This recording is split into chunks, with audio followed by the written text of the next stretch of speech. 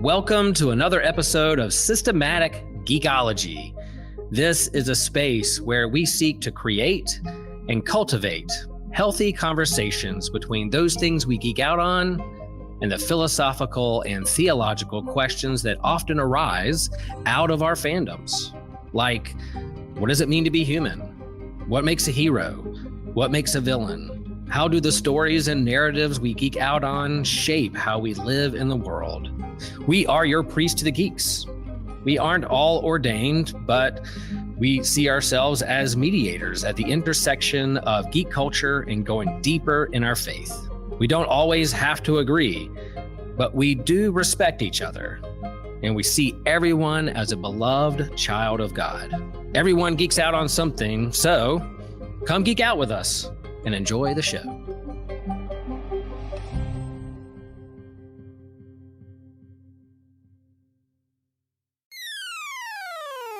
You're listening to an Anazao Ministries podcast. Should short stories regain popularity?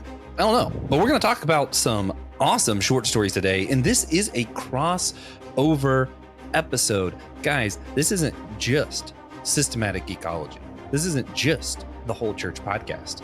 If you're listening to this, you're listening to a crossover of two shows in the Anazao Ministries podcast network, and we're going to be discussing some short stories today. Why are we doing this? Well, one, we're doing this to kind of promote a book fair we'll do next year. Originally, we're thinking January, but we might be postponing that till later in the year. We'll see. We're still going to be doing it, hopefully.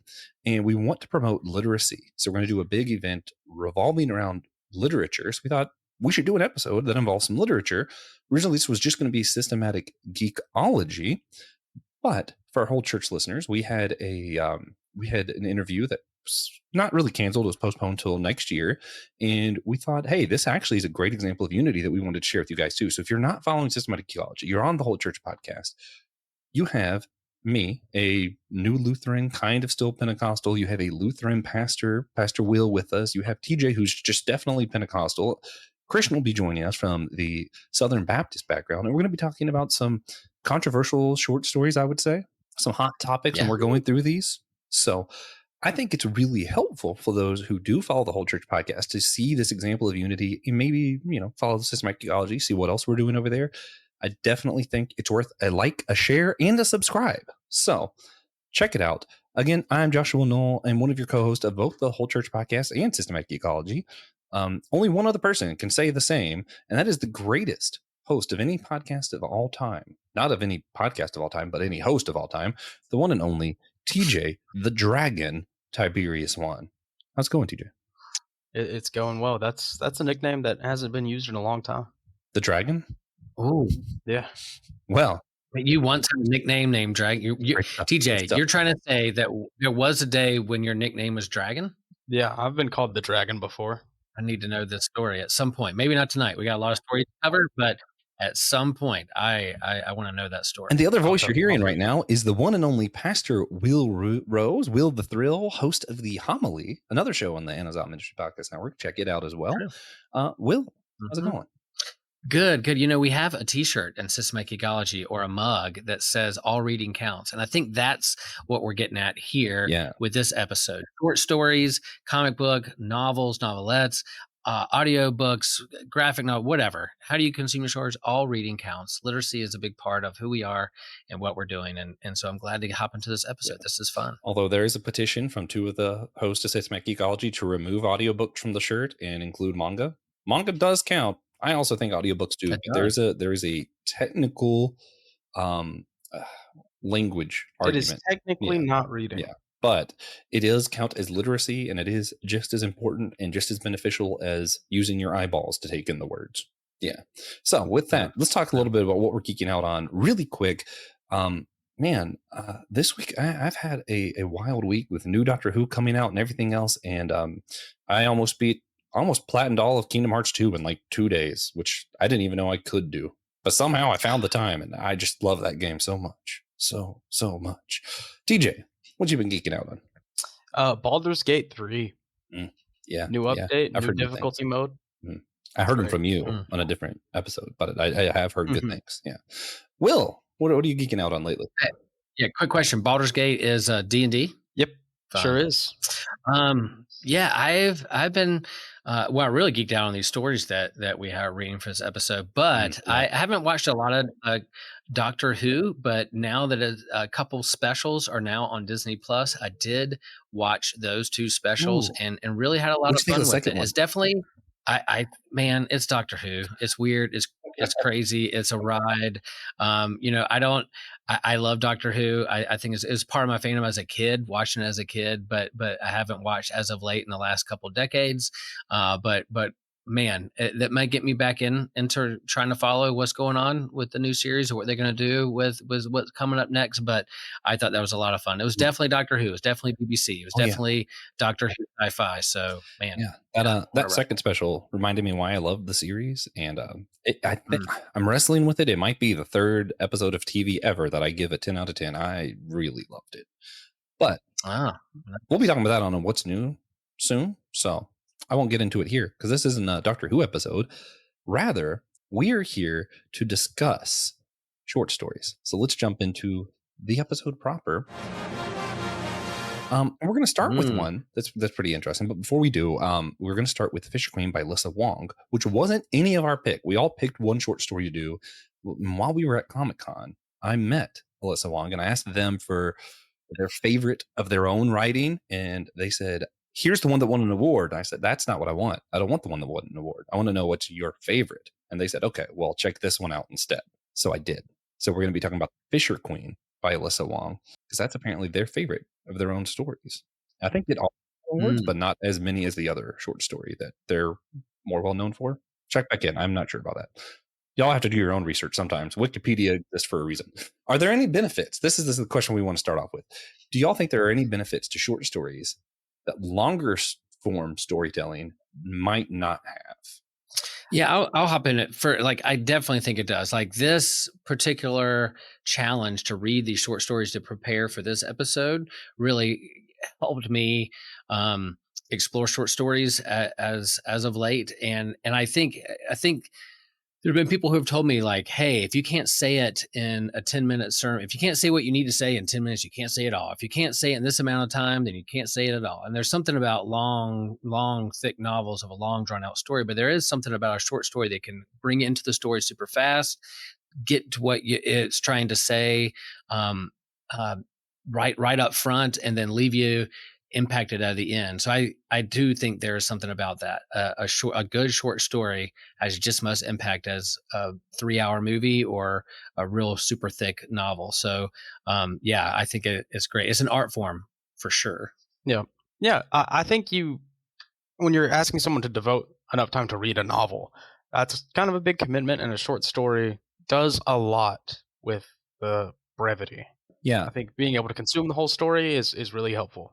Mm-hmm. Yeah, no, for sure. As an ADHD person, short stories are way easier. See that? Also, that's another reason why I really want audiobooks to count. They're easier. But I think for me, one of the big things is a big novel or a larger book. I think it has more time to fully flesh out an idea. And in a lot of ways, that is an advantage because you can fully see where the author's coming from, see their perspective, see the other perspective, and a whole story can really wrestle with an idea. And it gives you time to think through, see where the author's coming from, come up with your own opinions, all that. I think short stories don't get that benefit, but instead they have something that novels can't do, where it kind of sucks you in really quick and then sucker punches you. And you're just left with trying to figure this out on your own a lot of the time, one that's not going to get included, that's going to be in our follow-up, what was it, the summer one? Why can't I think of Summer Night? All Summer in a Day. Yeah, All Summer in a Day. I couldn't remember the title, but yeah, I read that and I was like, now I'm just stuck trying to figure out how I feel about this, what I want to do with this. Whereas if it was a whole novel, they would have fleshed it out more and I probably could have got more closure, which is a good thing. But I think sometimes it's good not to have closure, to have a little bit of room to wrestle with the idea myself, which Christian hates because he hates ambiguity, which is fun to have him on a short story because a lot of short stories involve a lot of ambiguity. When it comes to writing them, I've written very few short stories because they inevitably end up becoming novels. So I've stopped myself from doing that when I already have so many novels I need to write anyways. So there we are. Yeah, it's an art form. It's definitely an art form. Yeah. For those who don't know, Christian is an author. He has his own books. You can check him out. Maybe he'll give me a link again because I keep forgetting what the link is, and I'll put it down below. I know it's like the Starving Writers Guild dot something. If I just type in starving into my computer, it takes me to the website. But that's because I've been there before. You listener might not have. But Christian, yeah, we were talking about some of the advantages short stories have over longer form storytelling. Do you have any thoughts on that? Yeah, they do have the ability to tell a more concise story in a shorter amount of time. That's the reason we call them short stories. Is there's so much we can get done in depending on an author. Like, hey, like we don't need to focus on building up the entire world. Maybe we can leave a little hint of something, especially in like anthologies. I do enjoy that. That may tie into what a writer may do in another short story as well. That's why I really love what Stephen King does with his worlds. Like we did have that episode for his cosmology. Was it last month? And if you're paying attention to everything there, you're rewarded as a reader. But other people, they just write stories and they tell something A, B, C, and they're done.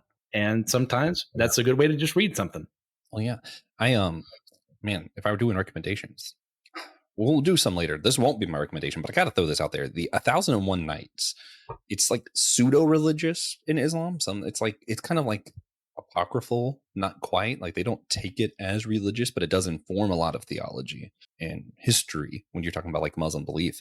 But man, it's just, if you're looking at it just as stories, those are incredible short stories that all tie together to tell an overarching narrative. So if you just love short stories, yeah, you should read that. It's definitely worth it. Also, Aladdin's way cooler in the book and was not part of the original canon of the somewhat apocryphal, right? So it's like non-canon for the non-canon. It's like super non-canon, but it's still good.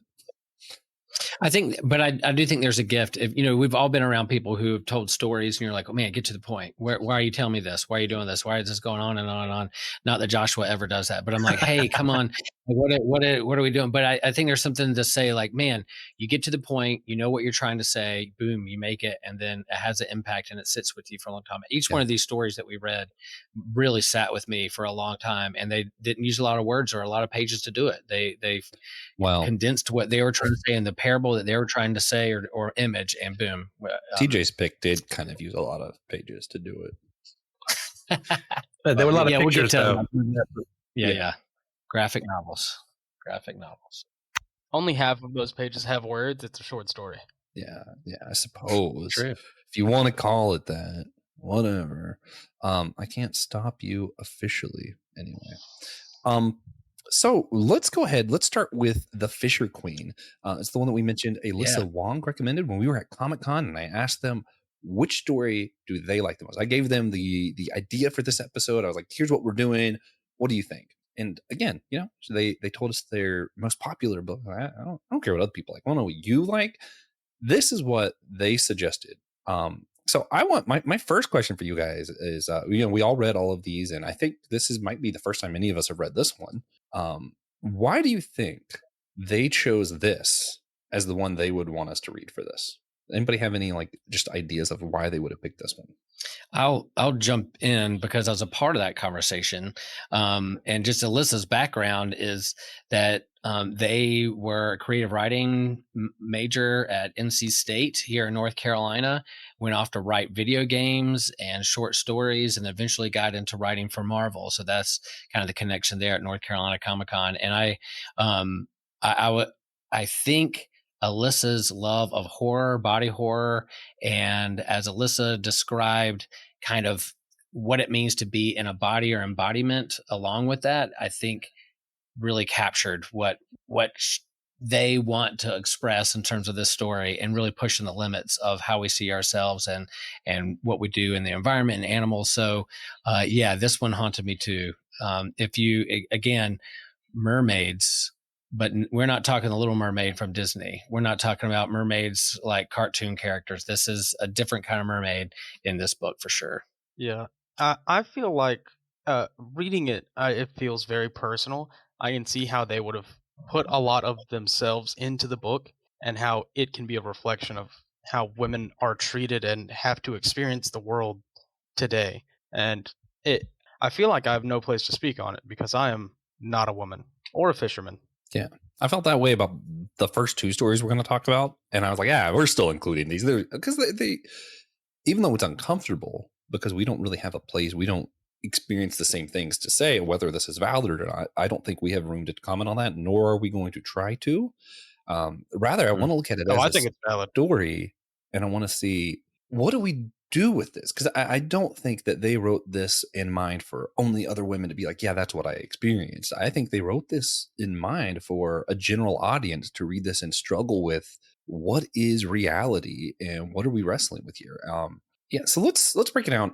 So the story starts off with the girl being really good at swimming, and in transparency, I'm just a positive person, so I want to assume every story is going to be positive. So I was like, okay, cool, cute little story. Girl's like, oh, happy, she's a good swimmer, and there's a myth that her mom was a mermaid. And I was like, oh, that's kind of cute, whatever.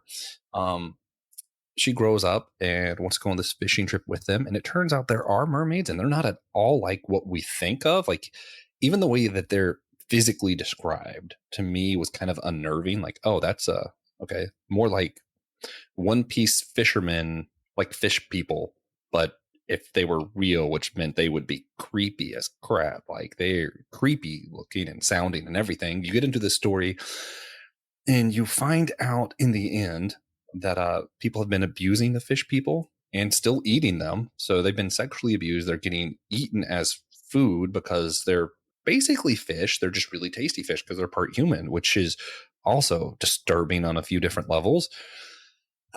Long story short, basically a wish comes Short true story. that a short story told short, but anyone who was more or less guilty of assault was going to die, and their dad and basically every man in this town dies. And it's just kind of a disturbing, oh, this is assault. This is what it's like, that how we treat animals. I think it's into the question of whether or not we should be vegan, if we should be, farming, or how we treat our livestock, food, whatever. I think it gets into that, but it more gets into are women just being treated like property? Are women being treated just like animals? And what are we doing in our culture, and what are we justifying? They justify this as, oh, it's only men out on a ship for so long, and eventually things start looking desirable, even this disturbing looking fish person. And you're like, oh yeah, we do a lot of this kind of justification for some terrible stuff. And I don't know, there's a lot to wrestle with. Will, pastor us through this. What are your thoughts? Yeah, What yeah. did you take from this? Well, I think the first sentence hooks you. My mother was a fish, and you're like, okay, what does that mean? And so there's this town, there's this fishing community, and they have, I think they even go into like these levels of consciousness when it comes to the mermaids themselves. You have the low mermaids, they're like mud dwellers, and you get all the way to this one mermaid that they catch, they bring on there, that maybe can communicate and not just make sounds but actually use words to communicate, or even use magic or curses. There's this kind of aura around this particular one mermaid that they catch, that she is the main character is trying to go and hang out with. So yeah, eventually they are cursed. It has like a Stephen King-esque kind of curse everyone does at the end because of what they've done. Justice is brought to because of how they treated these particular mermaids, in particular this one. And yeah, there's sexual assault. There's the mermaids are a delicacy, and are charged more to buy because they're considered delicacy in this particular world. And yeah, they're not the cute mermaid that you think of from Peter Pan or the Little Mermaid, but it's a whole different world. But it does force you to challenge, to lean into how you look at other things as property, and even people, and even women. But I think, what's our connection to the animal kingdom, and are we that separate from other animals because we're humans and have consciousness or whatever? Or yeah, it challenges you to look at other animals and whether you're connected to them in a way or not as well. So yeah, I think it's a challenging. It's a horror book, it's a semi horror book. It pushes some things, but also asks some deeper questions. Which again, a short story. I think for me, I think the thing that disturbed me or challenged me the most was to think about the father in the story, because he justifies a lot, and he's hiding this stuff from his daughter of what sailors are doing to these fish people, because in his mind, hiding it is going to protect her. And this whole time she thinks it's just some myth that her dad's being silly and he's just being sensitive about their mom, and that her mom obviously just ran away. Her mom couldn't be a fish person or mermaid. Then she learns the truth, and he keeps trying to just go, no, act like you didn't see it. Go upstairs, hide. And it's like, oh, man. And I mean, when I think of some of the stuff that's come out in different parts of the church this last year, that's not far from reality. Like, that is exactly how we treat this stuff. And it's like, oh, that's disgusting. Yep. Yeah. Yep. If that's how you feel. If you read this and you feel disgusted, then that's, I think, the correct response to it. Yeah. Good. I'm glad you feel that way. Much like I'm not going to save you from that. I'm not going to save you from that or wave my magic wand and say you shouldn't. Yes, I'm glad you did. And that should challenge us to how we feel about other issues in the world as well. Yeah, much like another story on this list, like it does tie in a bit to mythology to an extent. I don't know if this was what she had going in mind, but there are plenty of old legends from across the world. I think of like Selkies are a big one in like British mythology, of the idea of, well, you just capture their skin. The Selkies are kind of like this seal mermaid kind of thing, and you can make one your wife. Or if you get a mermaid from the sea and you take them from the sea, you can make one your wife. It's like, well, it's kind of a very terrible thing to do. You're taking someone you see as less already, especially in these older mythologies of women not having the representation they necessarily would have now, and say, well, I'm the man, I can do it. Whatever I do is okay, to bring them to this point. And we'll get to Galatea in a moment here. It's kind of a similar premise. Like in the original Greek myth, they go, oh, okay, that's fine. But then when you start thinking about it more critically, you go, wait a minute, I don't know about that. If everyone's being as free as they want to be in this scenario. I will say a couple things, not about the message or anything. I just really like the world building in this. It's a short story. It's hard to get that in there, but it's a really interesting world where mermaids just definitely exist and different varieties of them. And they've built this industry around transporting mermaids, which is basically just you put mermaids in the bilge of your ship and you go in there. But that's cool. It's cool world building. It's an awful atrocity. But it's cool world building, and it mimics a little bit the shark trade of today. Oh, yeah. I didn't even think about that, but yeah, definitely. Or porpoise, orcas in captivity as entertainment, porpoises and dolphins as entertainment, and in certain locations. It mirrors that for sure. Although, we all know that I disagree with a lot of people on certain theme parks when it comes to that, but that's because AZA accreditation and all the atrocities that happen if we don't do some of this stuff. But it's whatever. That's a different conversation for a different time. Yeah, I'm talking about people eating them. Yeah, that's bad. That's just unequivocally bad. Man, we are 25 minutes in. We have other stories to talk about. So let's go ahead and rate this one. 0 to 10. Oh man, if I'm rating it as a story, this is what I'm going to try to do, not the message, because the message, man, that it shook me to my core. I'd have to give it a 10 if I was doing. I'd have to give it 11 out of 10 if I was doing the message. Just doing the story, I'm going to go with an 8. It was great. It was awesome. Wasn't my favorite short story I've ever read, but man, it did challenge me. So I'm going to go with an 8. Will, let's do you next. 0 to 10. Yeah. 9 for me. It flowed. I couldn't put it down. I read it all in one sitting. It wasn't like I was like, oh, I'll read a couple pages. I come back to it. Whatever. They're short stories. You should be able to read them all in one sitting. Anyway, but But 9 for me. It hooked me. Couldn't put it down. Couldn't stop thinking. After about it. meeting Alyssa, hearing them talk on Ryan Doe's podcast, and then reading some of the comics I got from them, I'm now, that's what I'm geeking out on. I'm reading everything by Alyssa Wong. I'm hoping to get for Christmas their Iron Fist, because I'm just so intrigued by their writing just in general. TJ, 0 to 10. What are you rating this one? I'd probably give it like a 9.5. I really like the message. I really like the world, and it's cruel. It's harsh. It's almost a coming of age story. I could probably talk about this a lot longer, but I won't. Yeah. Each of these could be their own episode. So if you guys want, please let us know. We'll do an episode on any of these. We are not afraid to revisit. Christian. Well, I'm glad you said an 8, because I was afraid I'd be the lowest at an 8.5. So now I can say I'm not the most critical. All right. That's pretty entertaining. All right. So let's go on to our next story that we're going to be discussing. Hello, friends. Are you enjoying what you're hearing from Systematic Geekology today in your earbuds, or whether it's on YouTube, or whether you're in traffic, or whether you're at work? Well, there's another way that you can stay engaged with us at Systematic Geekology, and that's on our Instagram account. Yes, hop over to Instagram, follow. We'll follow back. We promise. We post lots of fun stuff over there, whether they're updates on new podcasts that are coming out or getting ready to come out, or whether they're memes, or we're sharing what other of our friends are up to out in the world.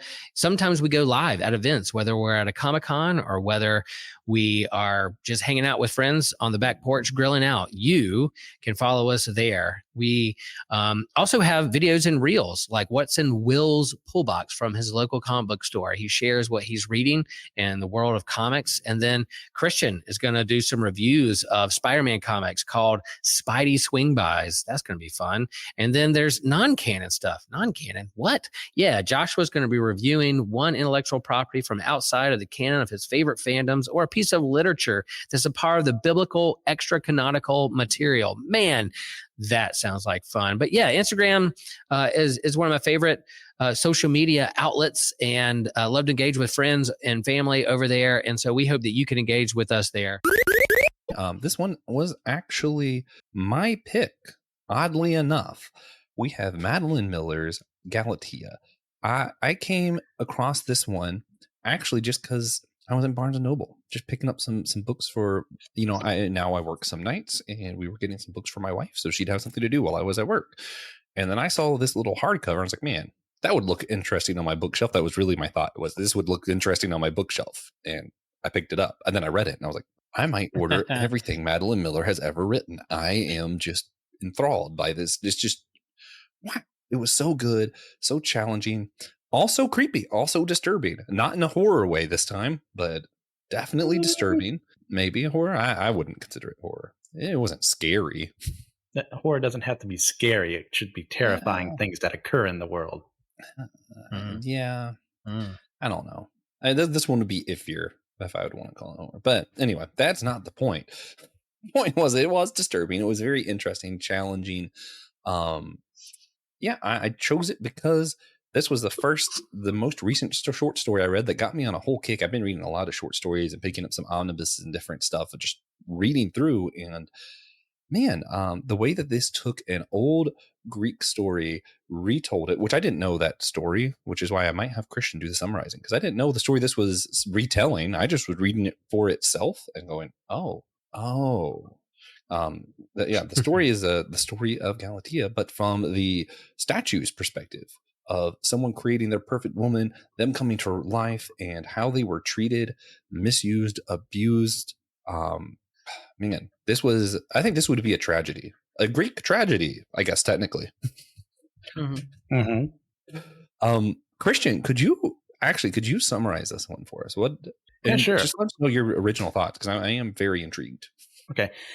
This is based off of the Greek myth of Galatea being brought into life by Pygmalion, who in that myth, like, he had never found like a wife for himself. So he made one, asked for, who was it exactly? One of the goddesses gives her life.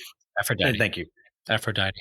Gives the statue life. They become a married couple, happily ever after, blah, blah, blah. But for this one, we get more of a slightly more modern take, in that she is being looked at by all these doctors, say, you're not acting well, all this stuff. Like, you should be more happy about your surroundings. You have a daughter, right? I'm not misremembering for this, correct? They have a daughter? Yeah. Right. And it's her suffering from the fact that she was given life. And the first thing is that she is now a part of this, married to this man, essentially, has not had a will of her own for the most part, and is expected to go through all these, wifely duties without ever experiencing life on her own, manages to escape for a bit. And then we go full awakening, where she decides to get rid of life, as it were.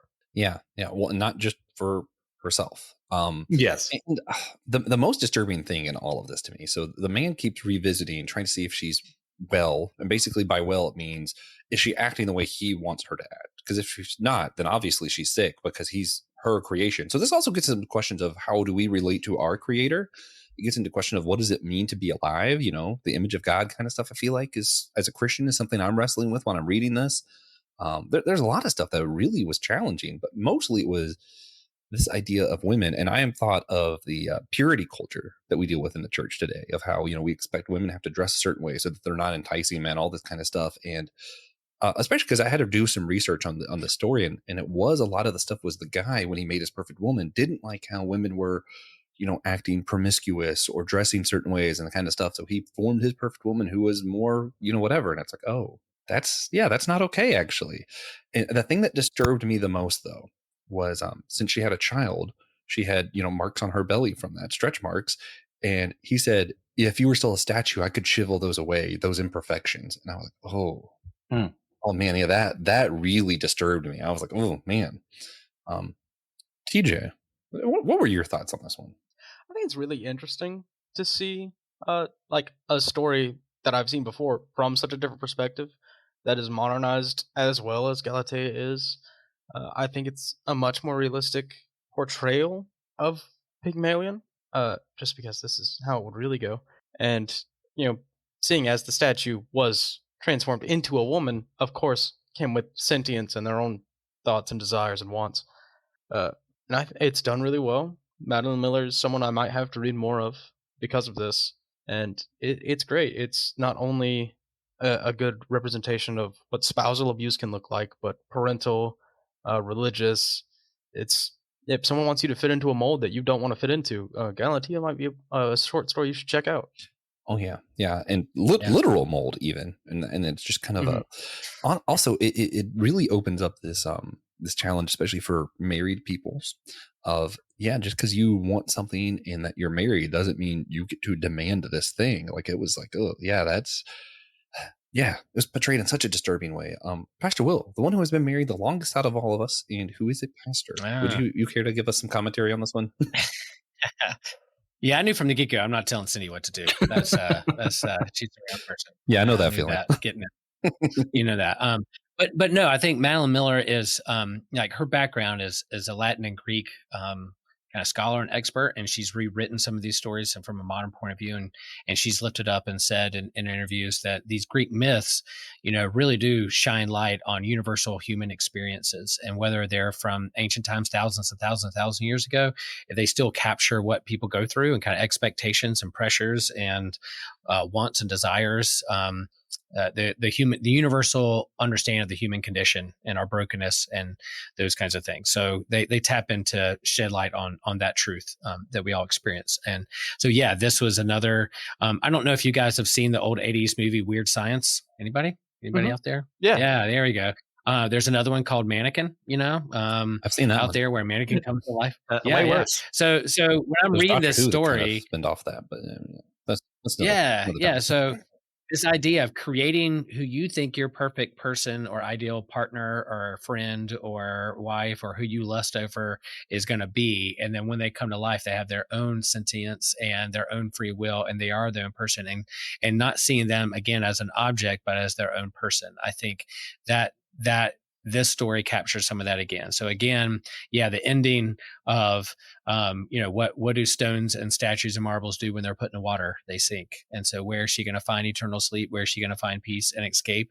It does get into, that whole idea of understanding of, trigger word of suicide or taking one's own life, or where do you find peace? Do you feel like there's no way out? How do you get freedom? How do you experience that or not? Those are real questions that people wrestle with that I think, therapy and counselors and community and pastors and friendships can help with that and holding people accountable, but also helping people work through some really hard times and difficult questions. So, this definitely has some phrases and words and situations you're like, oh, wow. And I will say the story of Achilles, I think, is one of her books, and Circe, is that one of them? Yeah.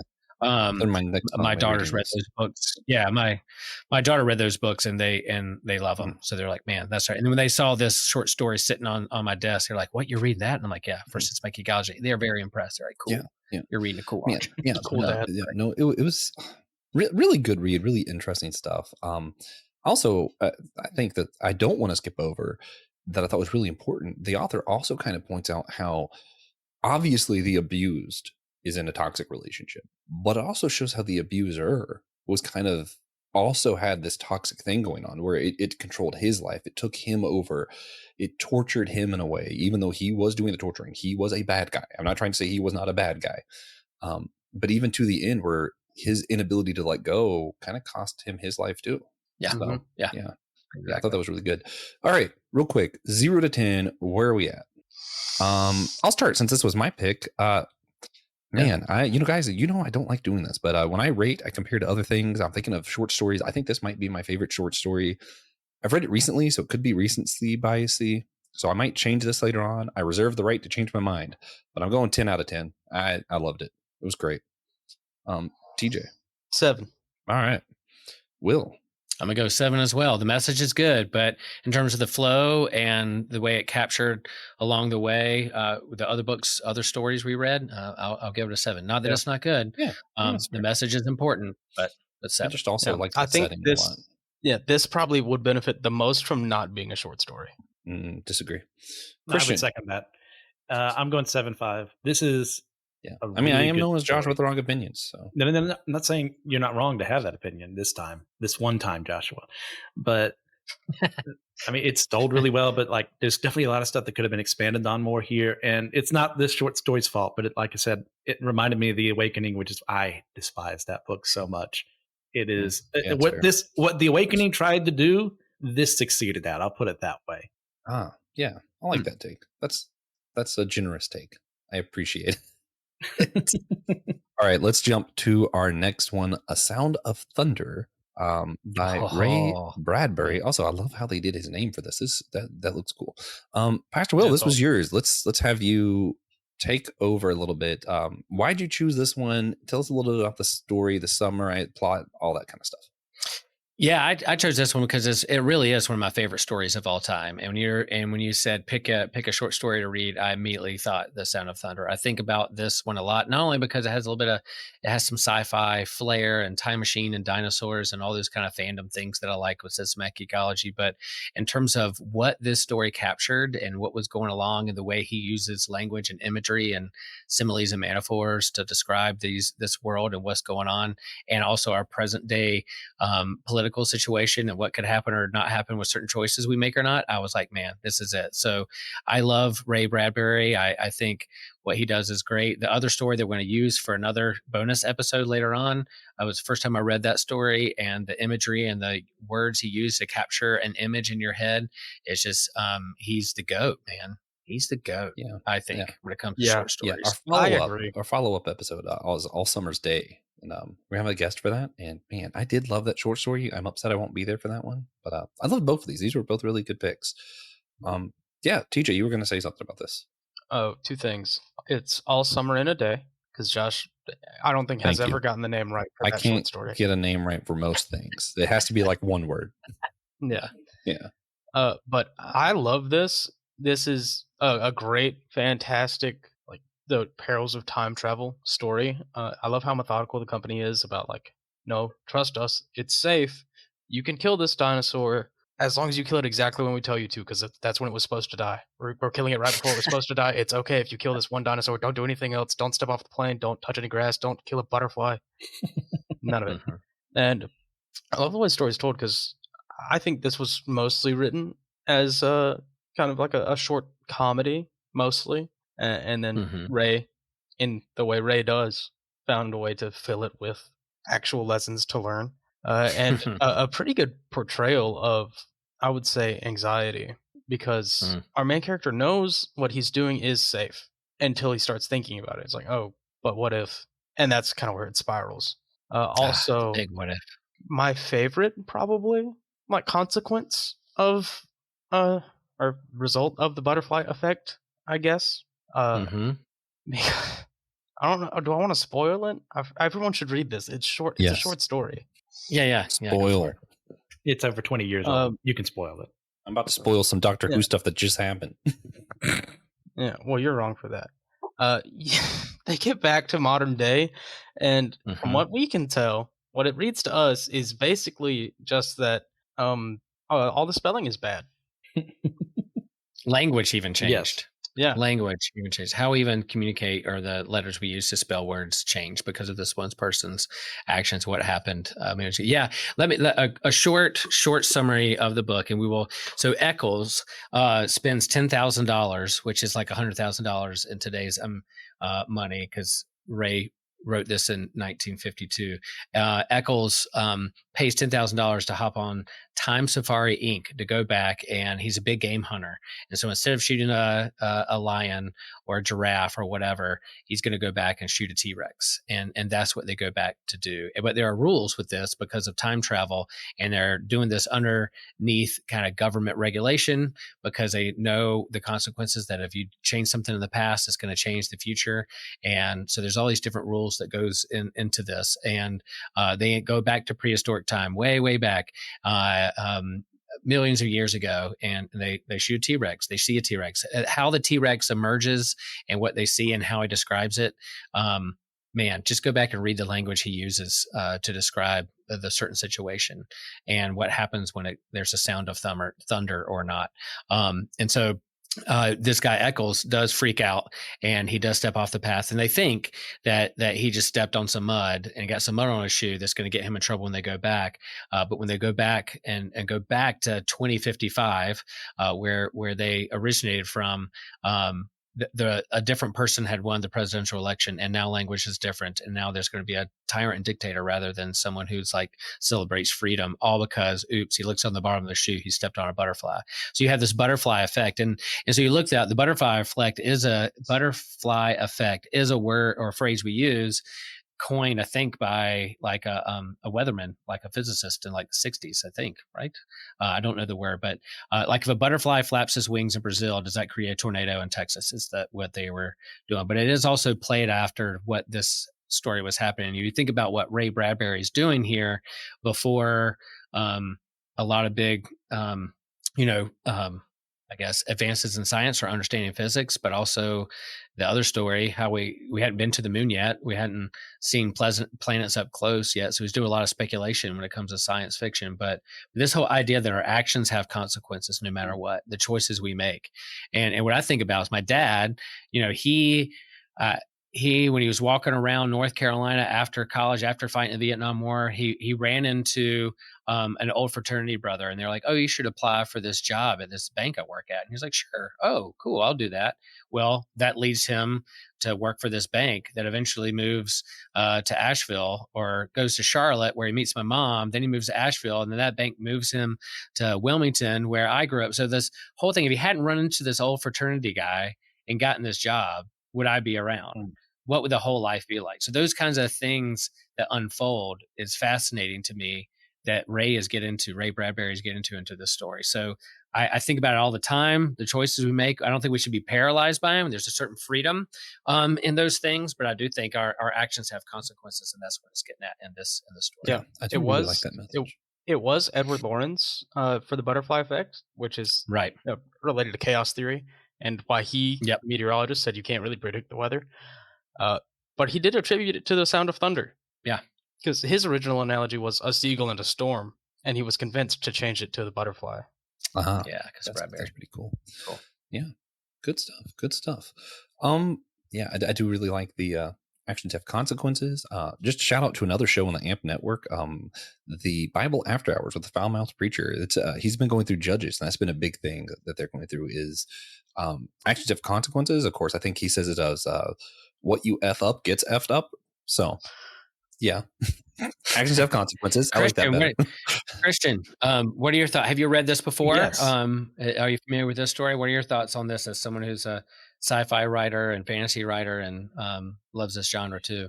What are your thoughts? I first read this in high school and fell in love with it. It's such a great idea. It's the quintessential time travel story in the idea of what our actions in the past, could we change the past? And what happens as a result of that? Like, can I go back, step on a butterfly, and oh no, suddenly English is different. Now this tyrant is in charge of America. Or do I go back and what happens if I accidentally kill my grandfather? Or if you're Philip J. Fry, you actually become your own grandfather. Like, how does this, what happens as a result of this? The questions we need to, thank you. The kind of questions we need to ask if this were to become attainable. Does a branching timeline get created? Do we go full, Loki with this right now? Is there a sacred timeline out there? Would God himself intervene to prevent something like this from happening because there is only one timeline, or are there multiple? Does he allow for multiple realities? How does this go? And it comes from this simple question of, well, what happens if we go back and I do this?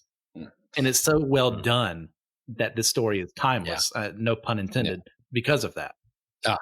Since this is released. I think also Sorry. One more thing. There's a part in the book where he describes why it's important not to change things. Like if you give a mouse a cookie kind of thing, the children's book, same thing. Like, what if you kill this mouse? Well, then this one person will eat the mouse, and then this whole this whole like species is going to starve because this one mouse dies, and then eventually you get to like the way they outline what this happens. He describes in the book in only a couple of paragraphs because it's a short story. Is just brilliant. Sorry, Joshua, go ahead. No, I was going to say for those listening on a whole church, and these guys have not heard last week's episode yet. This does mark 2 weeks in a row where Loki, the storyline from Loki, has become very relevant to our conversation. Yeah, which funny. But yeah, let's go ahead and let's wrap this one up. Rating 0 to 10. I'm just going to go ahead and become the sore here and start off with being Josh with the wrong opinions, because that's what I do. I'm going to give it a 5. If I'm just thinking of all the short stories I've read, it's just in the middle, pretty average for me. I think it's my fault because this is the first time I've read it, and it just felt like something I've read before over and over. It's overdone for me, but it's just my fault for this being just now when I came to it. Yeah, Joshua, you are a constant reminder that Jesus died for you, and I have to love you. 5? This was the first one. Yeah, but for me, this is like one of my friends. Phineas and Ferb did it better. One of my friends listened to 808s and Heartbreaks by Kanye West, and then was like, "I just don't see how it's that influential." That's because you listened to it in 2023. Yeah, that's what I'm saying. It's my fault. A great point. Music just sounds like that now. It is my fault, but it is what it is. That's my experience. Can't take it away from me. TJ, go ahead. 8.5. I like this. I love this. All right. Pastor Will. 10 for me. Yeah. I picked it. I think about it all the time. 10, 10, 10. Christian, you with me? 10? I'll second that. It's a 10 out of 10. Yeah, and, we say all the time here on Let's Make Geekology, we don't have to all agree, so that's fine. We have our opinion, no geek shaming, but man, we can shake our head. I can't wait to disagree with Christian about the next pick. Speaking of which, on my rating. Christian's pick, Bell and the Dragon. Christian, why'd you pick it? And you go ahead and give a summary of this one for us, please. Why did I pick it? Is when it was in the public domain and anyone could look at it for free, and I wouldn't have to spend money on it. But also because it's a possibility of like, what if this was actually a story in the Bible? What if this wasn't apocryphal? And I know some, you'll find it in some Catholic Bibles, you'll find it in some Eastern Orthodox Bibles, but for the most part, this is written beyond where the rest of Daniel that we have has been written. So this appears to be fan fiction of some sort, which, gotta say, pretty cool fan fiction. But Bell and the Dragon, why did I choose it? Well, because I wanted to be a little different than everyone else. I was going to do a Stephen King short story there, but I couldn't choose between them. So I decided just to do Bell and the Dragon, which would be chapter 14 of Daniel, I think, if it was in the Bible. It would have been placed after chapters, or actually probably between 4 and 5, I think. So it probably would be chapter 5, but it would make the book of Daniel longer. Yes. So just as a summary, there's 3 different things that happen in this story. The first one is we have Bel is being worshipped in, the region of Babylon / Persia. I can't remember. Yeah, this is Persia at this point in time. And the king comes up to Daniel and says, "Hey, what about my cool living God Bel here? Don't you see how every day food is brought to him and he eats it?" And Daniel's like, "Yeah, he ain't God. He's not doing this." So what happens is we have our first locked room mystery in all of history, which is another reason why I picked this. Because that's such a big part of the detective genre. And like, hey, this food is brought in there. The doors are closed. No one can get in. The seals are on the doors to make sure no one breaks in during the night. How does the food get eaten? Well, obviously it's because the God is real, right? Well, no, Daniel, being a very smart man, puts down this ashy kind of substance on the floor, and come to find out the priests who worship Bel are bringing their families in during the night through a secret room that doesn't break the seal of the original door, but they go in there, eat the food, and then say that the God did it instead. And when the king finds out about this, he puts them all to death because this is still that part of history, and they died. Now, the second part is Daniel with the dragon. So the king is like, "Okay, well, you got me with the last one, but what about this dragon right here? He's a living, breathing thing. We can see him eat." And Daniel's like, "Bet." And comes in and says, "All right, we're going to make this special pitchy kind of substance here, make it eat it, and the dragon's going to explode from the inside and it dies." Says, "Oh yeah, that's your living God right there. How about you worship the actual God?" And there we go. The third part is basically him in another lion's den situation, and God brings Habakkuk over there, and there we go. I think it's supposed to be the same lion's den. That's why I think it would be placed. Also, I had that wrong. It would be between 5 and 6, not 4 and 5, if my thinking is correct. Because that's also when he was in Persia, all that other stuff. Hey, do you mind if I go ahead and I'm going to break down the stuff that Christian's not going to like that I have to say about? Go for it. I think the Book of Daniel was put together by a redactor. I think all of Daniel was just random short stories, the first half, that were put together to reflect. If you look at it, each part of the stories reflect and parallel the different parts of the prophecy in the second half of the Book of Daniel. I think that is the only reason this gets excluded, because if it was included, you wouldn't have the perfect parallel, and the Book of Daniel as a whole would be a worse piece of literature. Just thinking of it just purely as literature. Yeah, if you want it to parallel, you can't have the story in there. But this is an interesting story. So I could see where it was taken out. I also could see where it would have been included in another world, because it pairs very well with the rest of the message of Daniel. If you pay attention, the Book of Daniel, I don't think Daniel is meant to be a real person.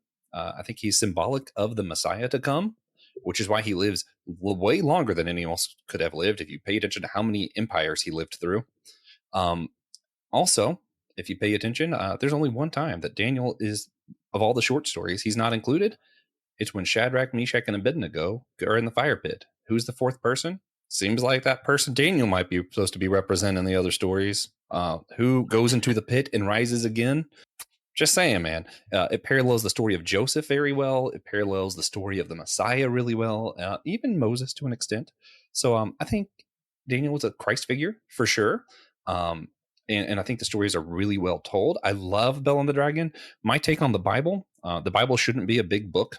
It should be like encyclopedias where they each have their own individual thing, and the Book of Daniel should have an appendix that includes this. That's what I want. Yeah. Joshua, all right, Will, tell me why I'm wrong. Where's your address again, Joshua? I've got this special pitch that I want to give you. It's a special turkey with stuffing in it for Thanksgiving. All right, now that I'm a heretic, Pastor Will, you want to take it away?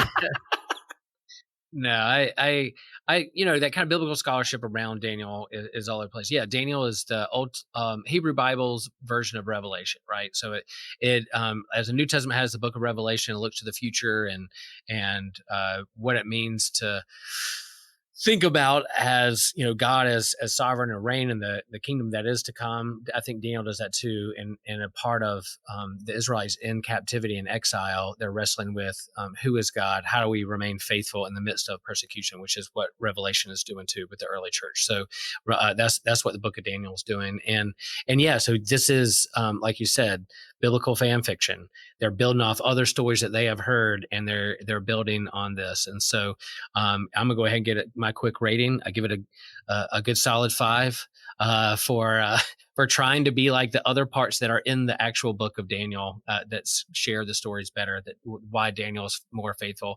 My question is it a real dragon, or is it like Bel, a false idol made out of something that he puts tar and pitch and lights it on fire and explodes it from the inside? I think there's some ambiguity there, whether it's a real breathing dragon, flesh and blood, or whether it's an idol that Daniel blew up with a homemade bomb. That's where I'm at. So, well, I'll go ahead and do my rating too then. And then I'm gonna have to get off shortly, so I'll also go ahead and give my rating for the next pick. But Bell and the Dragon, maybe the Bible. I really like the story on its own. I'd still give it a 5. It's pretty average for a short story. I'd give a lot of the other stories of Daniel a 5 as well if I'm just taking of them as stories. But since I didn't think any of this happened literally, I prefer it being a dragon. So I'm going to give 2 ratings. If it was meant to be an actual dragon, it's a 5.5 for having a dragon. If it's not an actual dragon, it's a 4.5 for not having a dragon. That's my rating. Yeah. I think that's not a big enough difference. I like dragons. I don't love dragons. Yeah, but like real life dragon. All right, TJ, what's your take? Also a 5. I'm not in love with the story of Bell and the Dragon. It's cool. I like it. It shows that Daniel is wise and clever. That's just seems redundant. I know those things about Daniel. Yeah, there's a reason why I didn't make the cut in the canon. Although maybe it was written first, and the other ones, And the literary structure is not. I don't love that critique. Yeah, same. Arbitrary. Yes, whatever. Christian. Christian, what's your rating? Man, I'm I dying. thought I was going to be so harsh giving this a 7 out of 10, but apparently I'm not harsh enough. It's pretty harsh. That's There right. you go. As someone's first fan fiction outing, I would encourage them, like, read the source material more. You'll learn the characters better. Like, next time around, this could be a 10 out of 10, but like, this is your first draft. It's okay. This could Nice. be source material. I still maintain that. Anyway, moving on. I'm going to have to leave, but our next pick was TJ's pick. So he's going to tell you why he chose it, give you a summary and everything in a little bit. The story here is All Tomorrows by C.M. Kozman. I'm just going to go ahead and give my rating. I'd give it an 8 out of 10. I love this. Definitely better than your average short story for me. It was a little too long for me. And the only reason it doesn't get higher is I don't think I'm big brain enough for this story. I was like, I feel like I need to be smarter to get this story better. So that's just me. I might not be smart enough for this story, but I don't know. Can't wait to hear what you guys say Dummy later. for short stories? You're dummy for short stories? Is that what you are? Another I'm too podcast dumb for short stories. It would be too dumb for short stories. Yeah. So real quick before we go on, Will, what'd you rate Bell and the Dragon? 5. 5? Wow. Yeah, I'm just doing all the math so we can get a total at the end. But All Tomorrows by C.M. Kozman. I have known this story for a long time. I think I read this. Now that I'm thinking about it, looking back, I think I just read a lot of short stories in like 9th and 10th grade, seems like, because that's around the time that I read this too, and A Sound of Thunder and All Summer in a Day, a bunch of other short stories that I love that we're not talking about. But this one stuck with me, I think, better than A Sound of Thunder, probably just as good as All Summer in a Day, because that one is, man, I actually had to read that one for a class, which was great. But since I was young, I've always looked to the sky and to the ground with equal wonder because I wanted to know what existed before and I want to know what exists out there. And All Tomorrows is kind of both. All Tomorrows brings us through. It is speculative evolutionary fiction, existential horror. I think that's fair to say. It is probably a little long for a short story, but it's not too long to be a short story. I don't think. I don't know what defines a short story, so I can't say. Google told me 50 pages. I don't know. Google It's 50 pages of words and 50 pages of illustrations. True. That counts. They're pretty pictures. That counts. Pretty is a stretch. There's 100 pages. No. But All Tomorrows brings us through basically human history and human future. It walks us through nuclear war, armament. We move to Mars, colonize it. We evolve ourselves. We splice the genome, like has been talked about for decades, to develop people who can live on Mars. This, of course, means that people are now different, and one thing that people hate is things that are different. So, naturally, global war, billions killed. We decide to reconcile that by once again splicing the genome and making the star people. And then it's like a couple million years of humans ruling the galaxy, doing whatever they want with the genome and DNA and colonizing all the planets they can get their hands on. And then the big bad coup show up. I call them the coup or the Q. I'm not sure how it's supposed to be pronounced. QU. But basically, yeah, the QU. They show up and they're like, hey, you're all idiots. That's our job. And they take all of the humans and do basically what they were doing to themselves, but they turn them into grotesque and hideous monsters in what speculatively realistic ways. That's why this is speculative evolutionary fiction. And they just, whatever planet they were colonizing is like, nope, you are now people who are carpet. Your only purpose now is to make music and be horny forever. And basically we get to see human extinction. And then some of the humans evolve past that point. Some of them are able to regain their sentience. Some of them remain sentient but docile. It is an extremely interesting book. I couldn't possibly go over all of the different types of humans that they created. Not because it's long, just because there are like 40 of them, because they each get like one page and an illustration. So if you're a big fan of speculative evolution or sci-fi, horror, body horror, check this out for sure.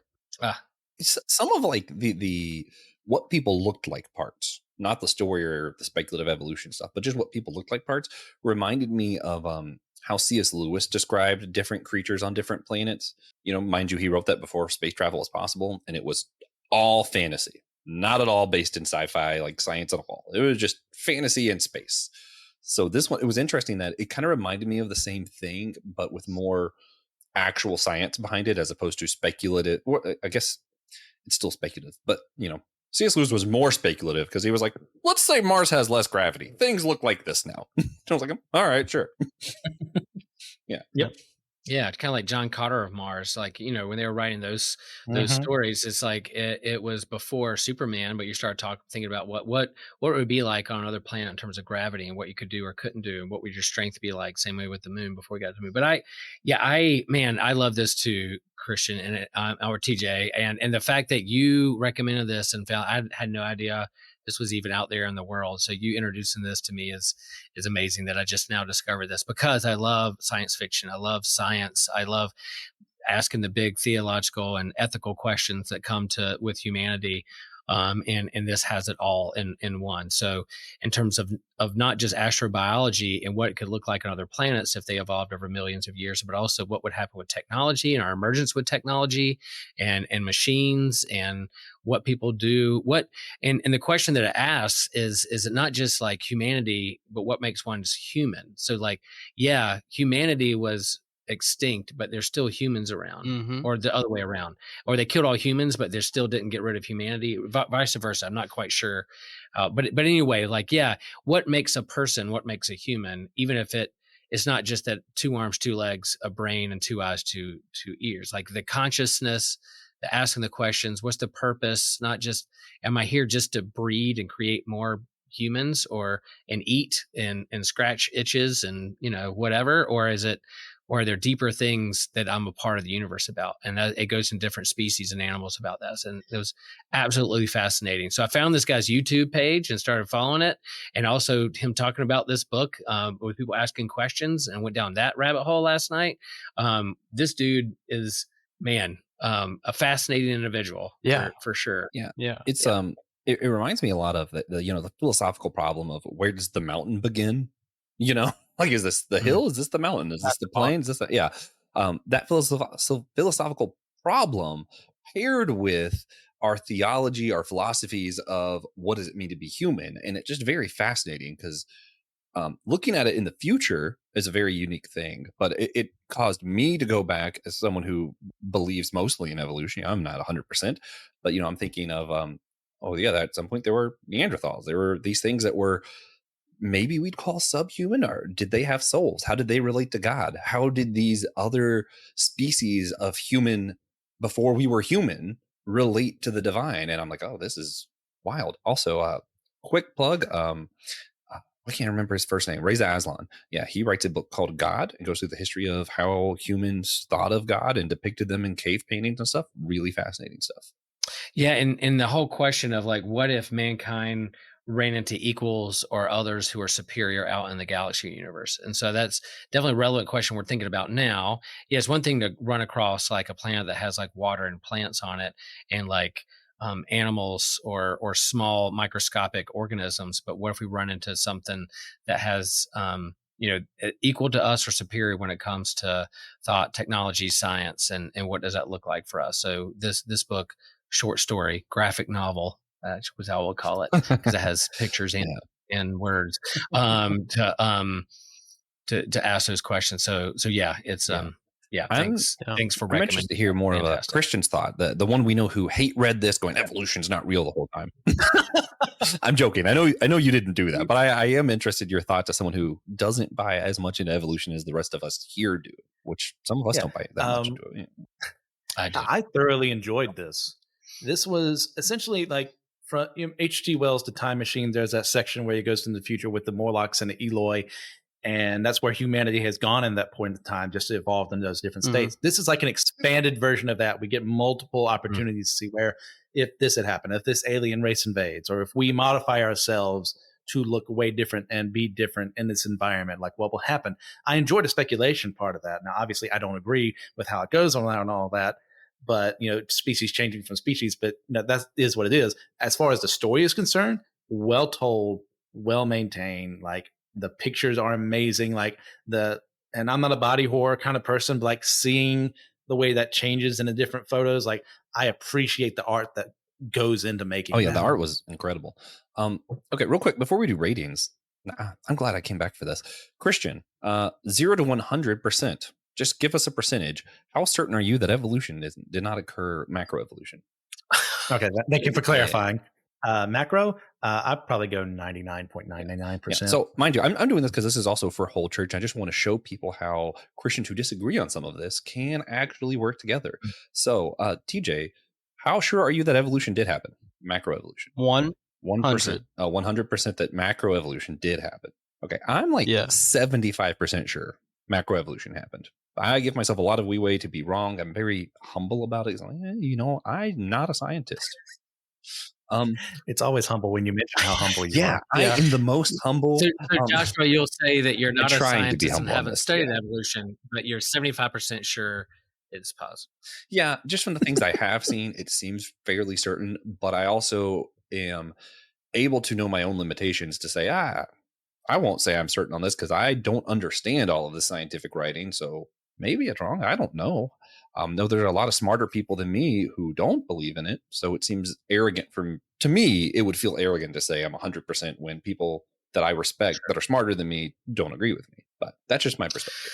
Yeah, I'm in TJ's camp, and I would say that also in terms of how the broad spectrum of whole church and where we are and things like the president of my church council is an evolutionary biologist at the University of North Carolina, Chapel Hill, and can go to him. So he's a person of faith and full on board, 110%.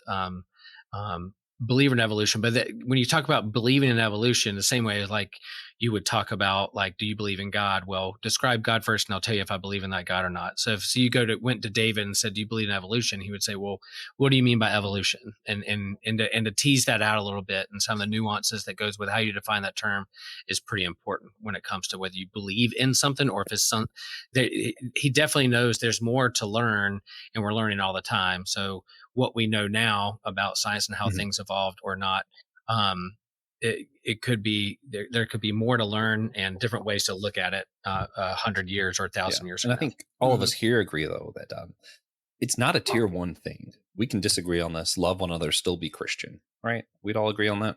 Well, only one of us is Christian. Oh, okay. Yes. But yeah, no, I just think it was only one of us can be Christian. Actually, only one of us can be Will the Thrill, but all of us can be Christian. Yeah. But if you want to hear more of different perspectives and stuff on that specific topic of evolution and age of the earth, all that, both Dummy for Theology and Nothing Move You have recently touched on those things. So check out those other podcasts in the Anazao Ministry Podcast and Network. But let's go ahead. I did my rating. Will, 0 to 10, where are you at? 10. Fantastic. All right. TJ. 10. This is my favorite short story. That's fair. Also, for fans of Dune, I have to put it out there. There is All Tomorrows does have its own computer jihad. True. Christian. 9.5. I really enjoyed this one. This one. I'm glad we did this last. This is a good finale. Although if you want a follow up, only on the YouTube page for Systematic Geekology. They might be doing it live this Sunday. I'm not sure, which means it might have gone live already. Sorry, guys. But it is on the YouTube page, and it will only be on that YouTube page for Systematic Geekology. So go over there to check out the follow-up short story. They're going to be talking All Summers in a Day. Did I get it right this time? Maybe? No, you did not. All Summers in a Day. I did. Oh, I added an S. Whatever. Final question before we move on. Do y'all think short stories tend to be more reflective of our own time than other storytelling medias, just like in general? I think it depends what you mean. I think literature in general, maybe this is true of. I think a lot of times our movies and stuff try to be timeless, so they're less mindful of our time, if that makes sense. Like I think Avengers is pretty intentional of not including anything that would attach it to a certain period of time because it doesn't want to age poorly. It wants to age well. Or I think a lot of short stories they don't really think about that. They're just writing the story that they want to tell without necessarily caring whether or not it ages well, if that makes sense. Yeah. DJ, what's your take? I think short stories have the trademark ambiguity that most short stories do have, which allows you to be more reflective of your own time because it's forcing you to. Yes. Anybody else? Do we have a? I think I'll agree with you that literature as a whole is a bit better on this idea of encapsulating like what's going on at that time. Yeah. Especially whoever wrote the short stories of Daniel that were all fanfics. Sorry, I can't help myself. I apologize, guys. I'm trying delivering to 2 disagree. turkeys. Well, I care deeply about you, Christian, and I think that your opinion is in the main traditions for a reason, and mine's not. Also, I'm a dummy. Remember calling that me I'm mainstream? a dummy. But do we have any other thoughts as far as like all these stories go? Before I know TJ's going to give us the final countdown. Anybody have any other thoughts before he does that? No, I just think I really appreciate the challenge to read these short stories because I do, in terms of my story consumption, mostly movies. I'll read a novel every now and then, theological books that my friends write, and other things, or kind of movies. But I think short stories, these digests of short stories. I'm glad that you introduced this and challenged this to me. I'm gonna look at more. There are more short stories in the book that Alyssa's story was in. There are other Nebula winners in that book, and then Ray Bradbury wrote other short stories that I haven't read that The Sound of the Thunder is in. So I'm gonna read more. Yeah. Wow, okay. I'm just gonna open up words. Really inspired I feel me. like we should go ahead.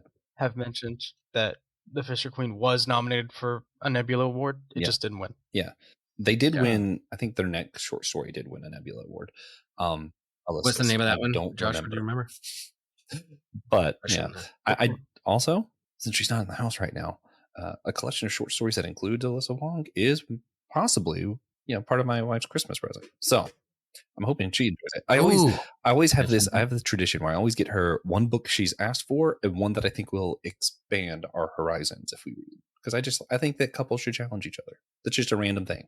But it's Christmas time. There's y'all's Christmas present, knowing about Christmas presents. But I also think that literacy is important. It helps you stay active longer. For people who are worried about dementia, aging well, that kind of stuff, it's important to stay well read. I think short stories is a way to get back into it. Sometimes it's hard if you haven't read in a while to just go, all right, let me pick up this novel that Christian Ashley wrote. Maybe you should read some short stories and then read Christian Ashley's novel. Christian, what's the one you would recommend of all your novels? No, that's not fair. I'd say either Lost Time or Resurrection Life. So read some short stories, build up, prepare to read Christian Ashley. TJ, what's our count? Okay, so do we want to go from number 5 to number 1, or do we want to just go in order? Just go in order. I just want to know what everyone's readings are. In order. The Fisher Queen clocked in at an 8.75 from us. I averaged them. Oh, okay. Instead of yeah. adding them. Galatea ended up at a 7.875. So, wow. Where was I? Galatea. Next one was Sound of Thunder.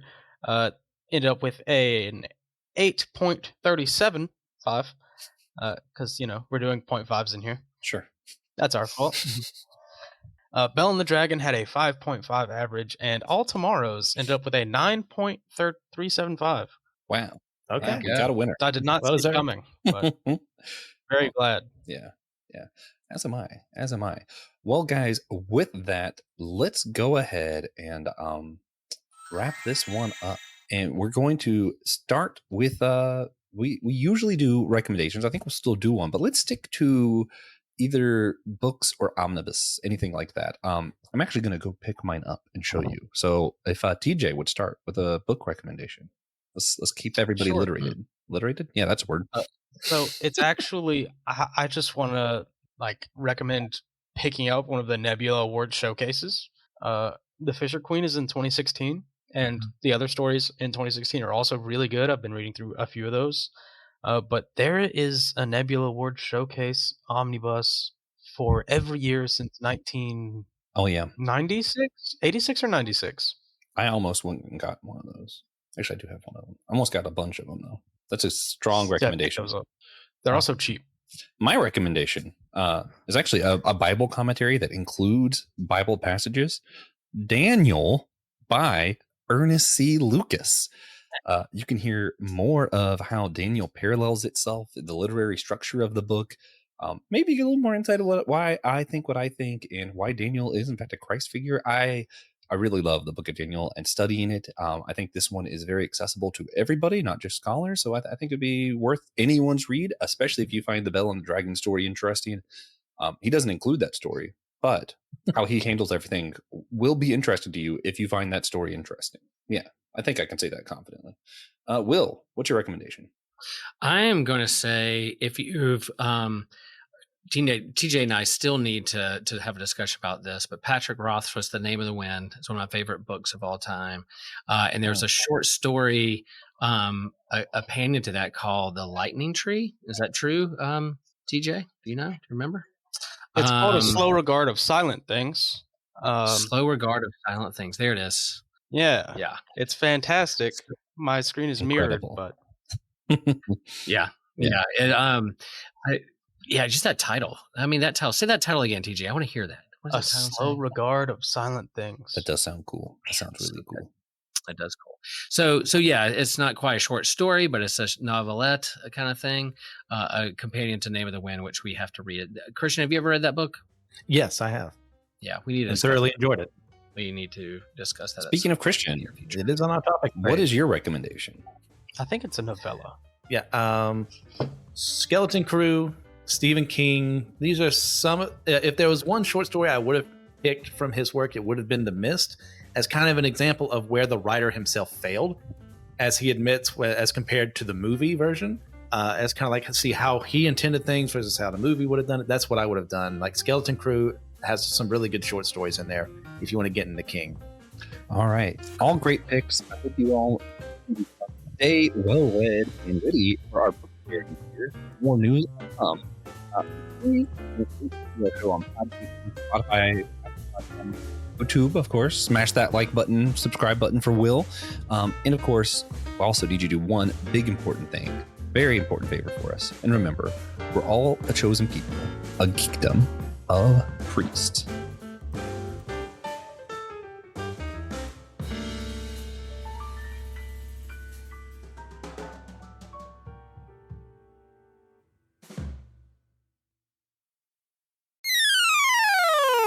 Consider subscribing on YouTube, where you can get some other stuff. You get exclusive series like our comic book catch-up, Manga Mustard, Drinks with Tejas, and a companion series we do each year to go with our annual theme. You also get access to Friday Night Frights and Wednesday Night Weeaboo and Spidey Swing Bys with Christian Ashley.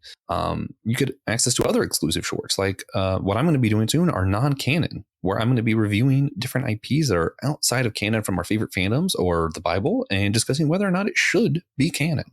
You also can get a short of Will's Wednesday pull list. So if you're into comic books, Will goes through his favorites of each week's pull list for himself.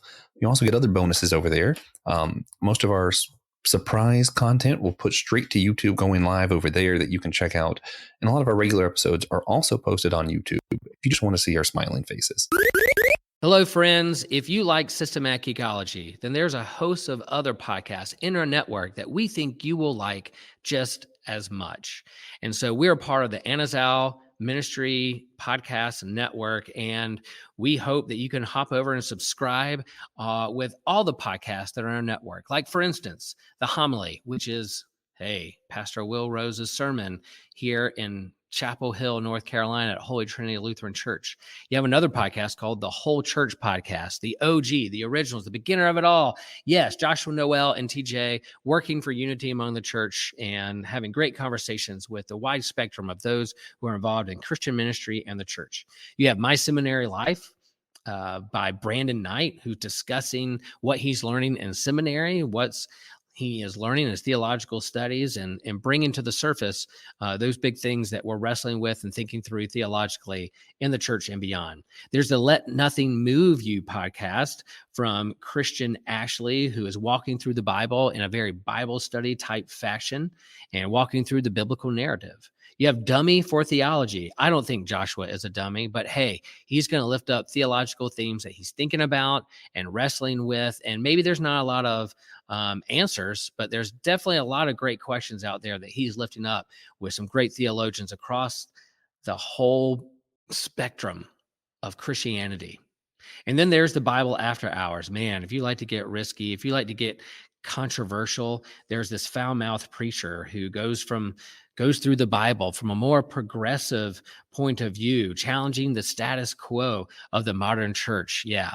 You don't want any kids around with that podcast. And then you have the Clydes, one of my favorite couples that I like to listen to. One of the hosts here on Systematic Geekology, Taylor and Elizabeth Clyde, go through weekly discussions and kind of a devotional, conversational method of what's going on in their lives, where they see God moving in their lives, and what God is up to in the world.